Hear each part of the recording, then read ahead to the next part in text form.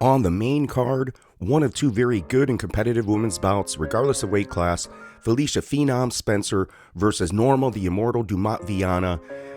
Felicia Spencer's coming in as the favorite at minus 167. She's 8-2 with 5 in the UFC. Norma Dumont is the underdog. She's 5-1 with 3 in the UFC. To go the distance is chalk money at minus 162. So will either of these women successfully execute a game plan that will produce a finish? This is going to be a lot closer fight than I initially assessed.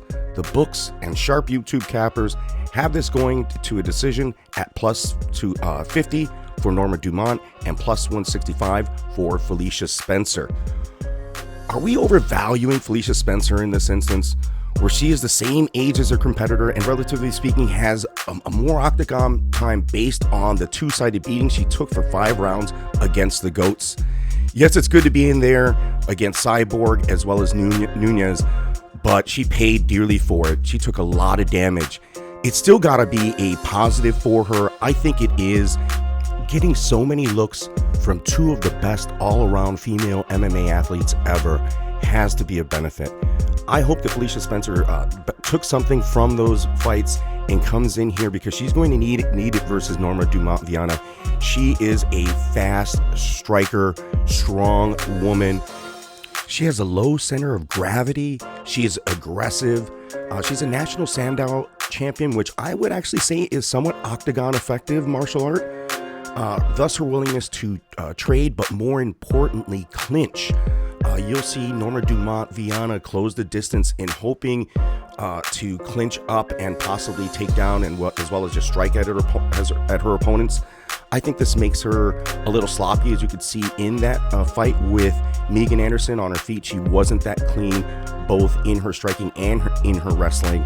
She really doesn't have a ton of head movement. I don't think her skill set nor her style is going to favor her in this bout.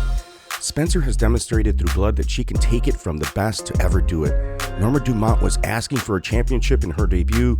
Spencer got one. Although she lost, it was still a pretty amazing effort. Looking at the UFC stats, you would think that Dumont should be the favorite as she outscores Spencer in almost every category. A lot of this is sort of recency bias inherent in the UFC stats because Spencer was in those bouts. Viana only had 3 bouts in the UFC to sample. So she comes out looking like a champ according to UFC stats. But I think on the grappling side, we really have to favor Felicia Spencer, and on the striking side, Norma Dumont, if this stays on the feet, I think she could easily squeeze a decision here or a finish because Norma, which it's quite possible still, despite Spencer surviving, Norma Dumont is a volume type striker that is a genuine threat to Spencer. But Dumont is just too willing to engage her. That Sandow tendency to clinch is going to get her reversed and taken down.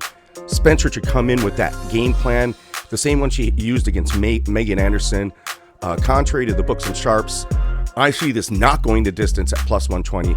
Dumont's aggression is her biggest weakness. I don't think Spencer even needs to weather the storm here. I think she could go in and strike herself and change levels and go for a takedown and control Norma Dumont Viana for the rest of the fight. I don't expect Dumont to escape a takedown. And Spencer's top game is heavy. If she's improved, I can see a ground and pound finish or submission even in round 1. Spencer is plus 225 by finish and plus 300 by submission.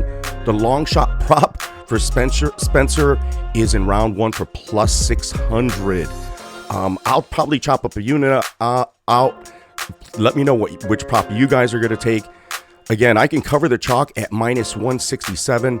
I'll enter here with possibly her with Jack Hermanson for a parlay at plus 159. I think that's a nice payout.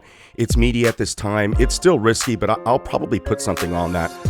I'll probably throw these two in a round robin parlay with someone else on the card, probably a dog. But who would you guys prepare with these two in a round robin? Again, it's going to be a fun betting fight as well as action-packed card. I think this is another action-packed fight. It's going to be interesting how quickly this happens. If it does go the distance, please like and subscribe. I hope you enjoyed any of this. Any comments, I'm going to be around so I could answer some of these for the day. Like and subscribe. Thanks again.